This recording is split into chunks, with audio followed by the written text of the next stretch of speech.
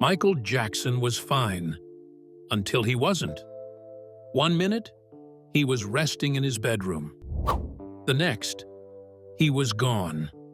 The shocking 911 call, the secret drug hidden in plain sight, the doctor's strange behavior, it all unraveled fast. But what exactly happened in those final hours? What was inside that IV bag?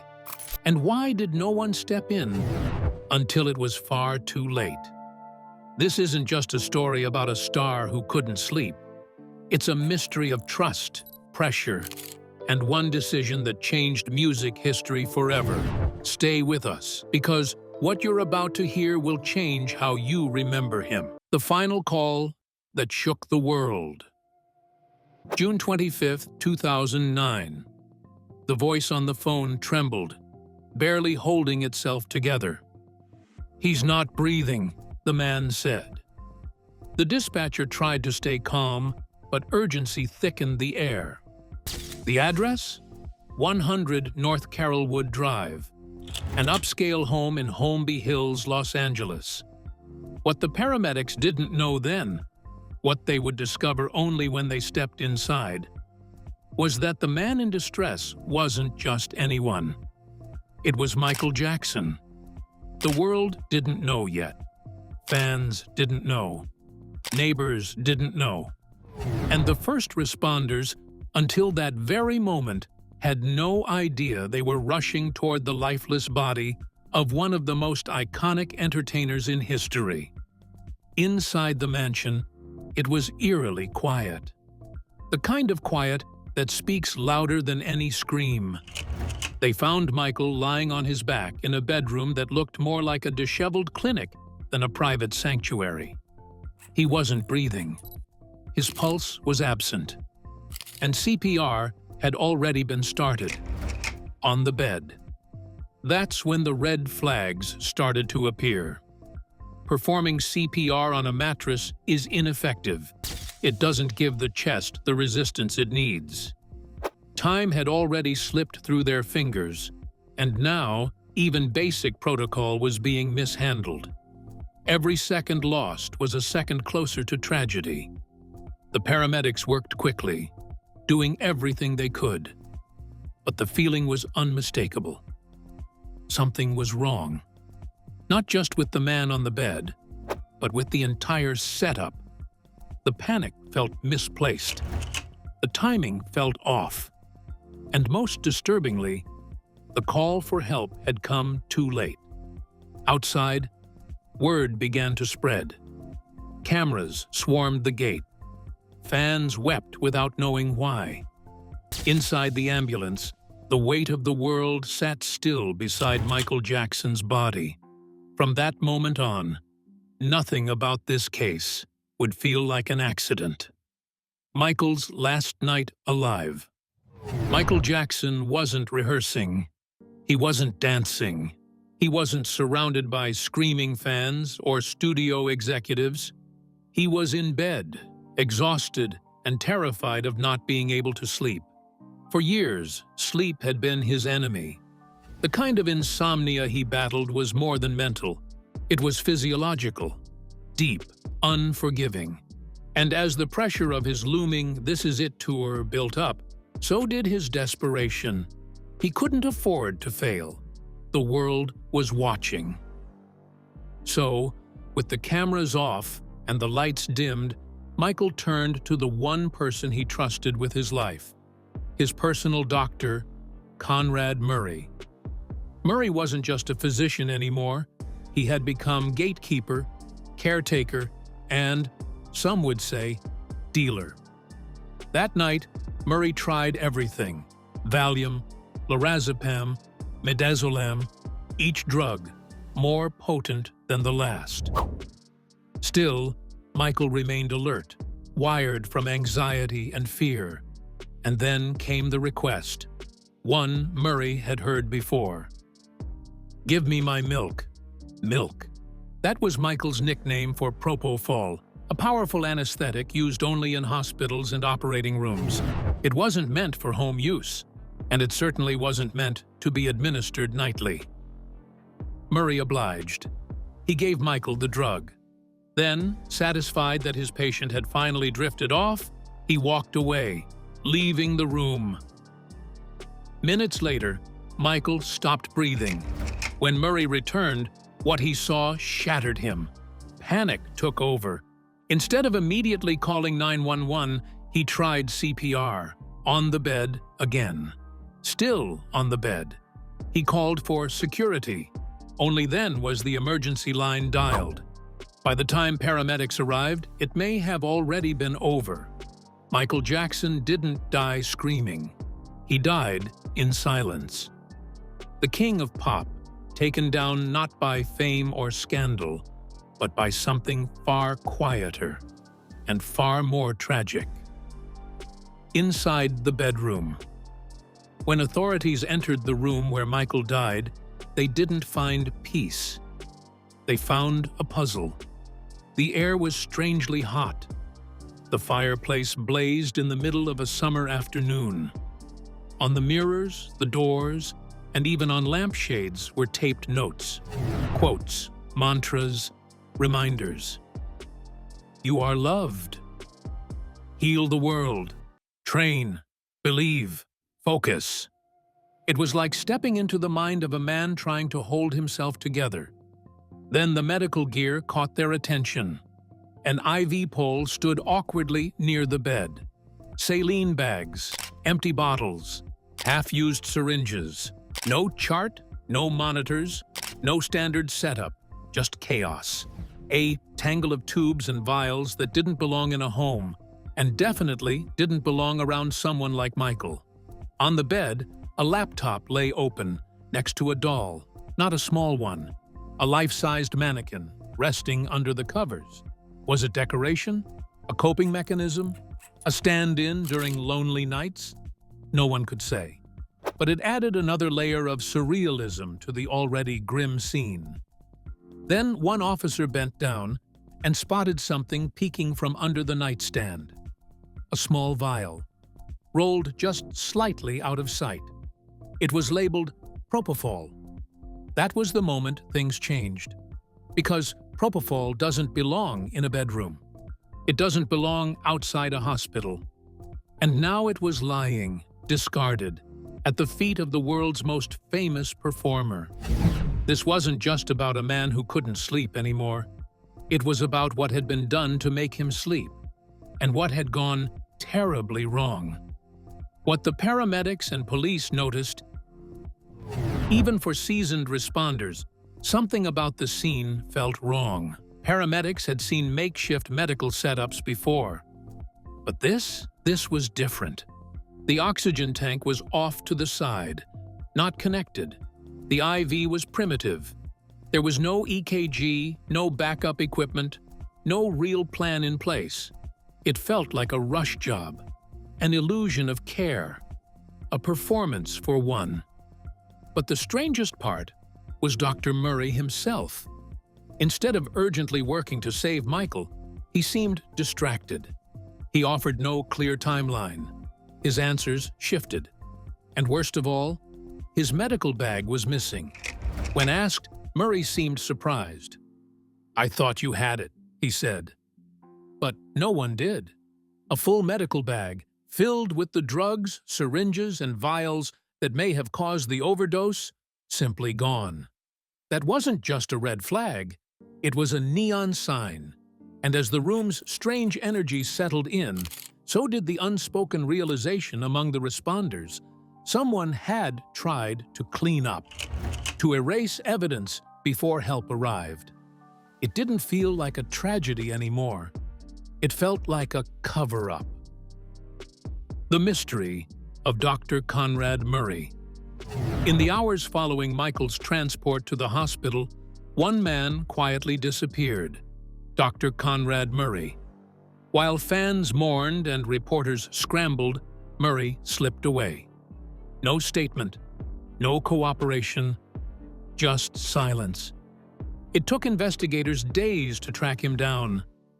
When they finally sat across from him, his story started to unravel. He claimed he'd only given a small amount of propofol, that he'd stayed in the room, that everything was under control. But phone records told a different story. Murray had made multiple calls after administering the drug. He wasn't watching Michael. He wasn't monitoring his vitals. He wasn't even in the room. And worst of all, this wasn't the first time. He admitted to giving Michael propofol almost daily for over a month. At home. Alone. No machines. No nurse. No safeguards. What began as a physician treating a patient had spiraled into something far more reckless, maybe even criminal. The line had been crossed. And as investigators dug deeper, they found the thing that would turn a mysterious death into a criminal case. A hidden IV bag with a bottle of propofol inside, cleverly tucked away to drip unnoticed into Michael's system. The smoking gun had arrived, and with it, the final countdown to a trial that would shake the world. The smoking gun, propofol inside the IV bag. It was the kind of discovery investigators pray for. Dread, hidden inside a seemingly innocent saline bag, was the exact reason Michael Jackson never woke up. A full 100-milliliter bottle of propofol, upside down, pierced so it could drip freely. Not into a machine, not into a monitored medical setup, just gravity-fed, crude, dangerous. This was not how anesthesia is administered, not even in an emergency. Experts later testified that the amount found could drop a rhinoceros. And here it was, flowing directly into the most famous entertainer in the world. At home, in bed, unattended. Investigators reconstructed the scene using the bottle and the IV setup left behind. What they realized chilled them. This wasn't a one-time mistake. This was a nightly routine. A system so recklessly assembled, so carelessly maintained, that any trained medical professional should have known it was only a matter of time. This wasn't an accident. This was negligence of the highest order. And that bag, that homemade IV contraption, it was the proof prosecutors needed. Because no matter what Dr. Conrad Murray said in his interviews, no matter how many excuses he made, nothing could explain away the bag. But the question remained, how did Murray even get his hands on so much propofol in the first place? That answer led detectives straight into a hidden apartment and a hidden life. The secret pharmacy trail. Detectives had a hunch Murray wasn't telling them everything. When they searched his girlfriend Nicole Alvarez's apartment, it looked like it had been scrubbed clean. No sign he'd ever been there until they checked behind a bookcase. There, they found a small slip of paper, a pharmacy receipt in Conrad Murray's name. It was the key to a much darker truth. That receipt traced back to a Las Vegas pharmacy. Not one order, not two, but months of shipments, cases of propofol, lidocaine, and other hospital-grade drugs, all sent to a private residence. More than 5 gallons of propofol, enough to operate on dozens of patients. But there was only one patient, Michael Jackson. Why so much? Because Michael wasn't just using it, he was relying on it to sleep. Night after night, Murray kept it coming. And because he needed the money, Murray kept saying yes. The pharmacy records told a story more damning than any witness ever could. They showed intention, repetition, obsession. This was no fluke. It was a routine. And that routine was part of something much deeper. A tragic dependence years in the making. A perfect storm of addiction and dependency. Michael Jackson's relationship with pain began long before propofol. It started in the 1980s when a Pepsi commercial accident left him with second-degree burns on his scalp. That injury led to surgeries. Surgeries led to painkillers. And over time, painkillers led to dependence. But it wasn't just about pain. It was about escape. Fame brought pressure. Tabloids brought torment. Sleep, for Michael, became impossible. Then, during a dental procedure, he discovered propofol. And suddenly, sleep came quickly, deep and quiet. It felt like peace. He called it milk. But most doctors refused to give it to him. They knew it was dangerous. They knew it wasn't meant for insomnia. Except Murray. Murray didn't say no. Add to that the looming This Is It tour, the biggest comeback in pop history, and you had a man desperate not to fail. Michael couldn't afford to let the world see him weak, so he kept performing, and Murray kept dosing. It was a cycle fueled by fear, money, and need. But it wasn't just Michael under pressure. His entire tour was hanging in the balance. And that's where the story turns from medical to financial. The tour that would have changed everything. This Is It was supposed to be Michael Jackson's redemption. 50 sold-out shows in London, a live return to the stage after years in seclusion. Fans were ecstatic. Promoters were nervous. And Michael was terrified. The pressure was immense. AEG, the tour promoter, required medical evaluations to ensure the shows. Jackson's response was clear: "I want my own doctor." That doctor was Conrad Murray. At rehearsals, Michael was electric when he showed up. But behind the scenes, he was withering. Friends and colleagues noticed he looked thinner, more fragile. Some whispered that he wasn't ready. Others said he was pushing himself too hard. But Michael refused to back down. He said he'd be fine. He said Murray was helping. In truth, his body was falling apart.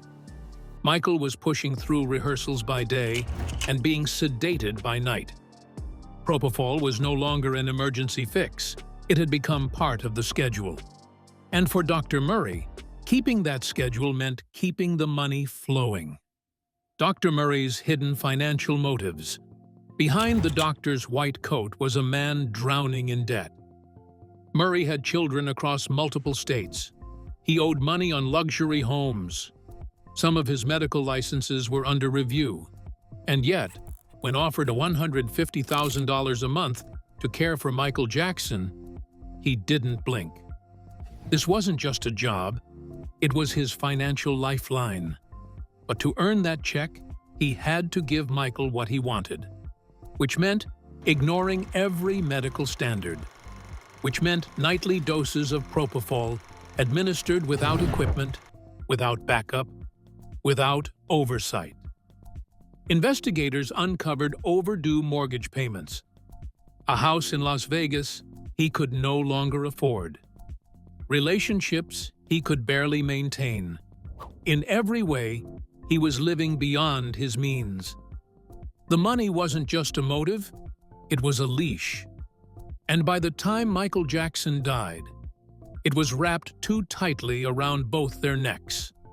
Next up, the autopsy that shattered all illusions and confirmed what many feared. Michael didn't die by chance. He was killed by a system of greed, silence, and gross neglect. The autopsy that changed everything. At first glance, Michael Jackson's body told a confusing story.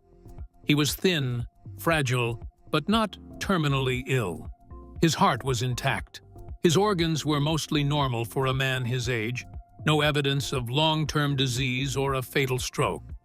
In fact, as one medical investigator put it bluntly, "This is not a man who should have died."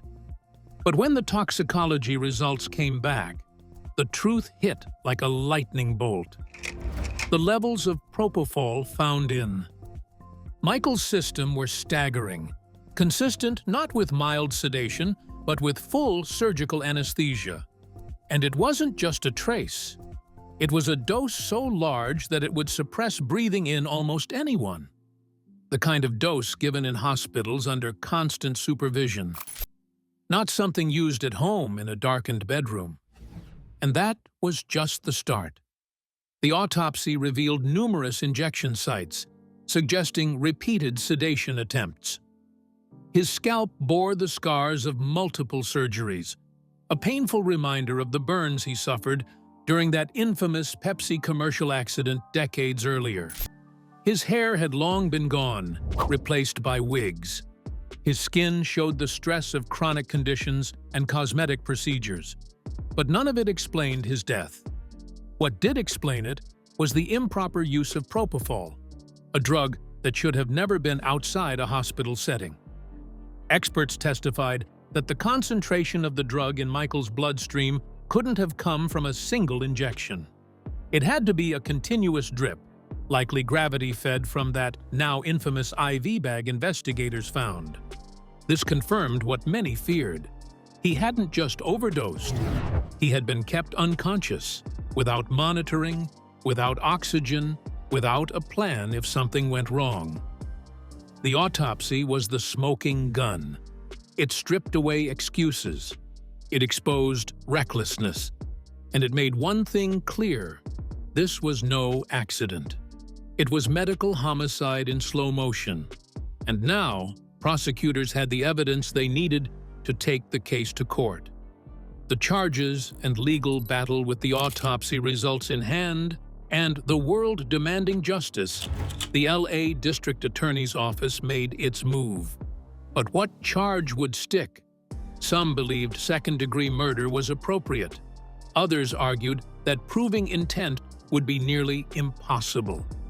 In the end, the DA chose involuntary manslaughter, a charge that still carried serious weight, but was easier to win in court. The courtroom became a stage. Prosecutors laid out a devastating timeline. They showed that Dr. Conrad Murray had left the room while Michael was under sedation. They showed he was on the phone, not by his patient's side. That he'd spent time cleaning up evidence before calling 911. That he had never used proper equipment to monitor vital signs. Witness after witness called it gross negligence. One expert anesthesiologist testified, "This is the most egregious medical care I've ever reviewed. It is beyond reckless." Murray's defense tried to argue that Michael self-administered the final dose, but the science didn't support it. The amount in his system required time, volume, and delivery that couldn't have been done without setup, something only Murray could have arranged. Then came the verdict. On November 7, 2011, the jury found Dr. Conrad Murray guilty of involuntary manslaughter. Cheers erupted outside the courtroom, but inside, Michael's family remained somber. Justice had been served, but only just. Murray was sentenced to 4 years in prison, of which he served 2. But for Michael's children, for his fans, for the millions who mourned him, no verdict could bring back the king of pop. What Michael's children lost. Beneath all the legal noise and media frenzy was the most human tragedy of all. 3 children lost their father. Prince, Paris, and Blanket didn't see Michael Jackson as the king of pop. To them, he was simply Dad. He was the one who cooked them breakfast, taught them kindness, and built pillow forts in Neverland. He was the man who tried to give them a childhood very different from his own. They were his everything. When Michael died, their world imploded. At the memorial, young Paris stepped up to the microphone, her voice trembling.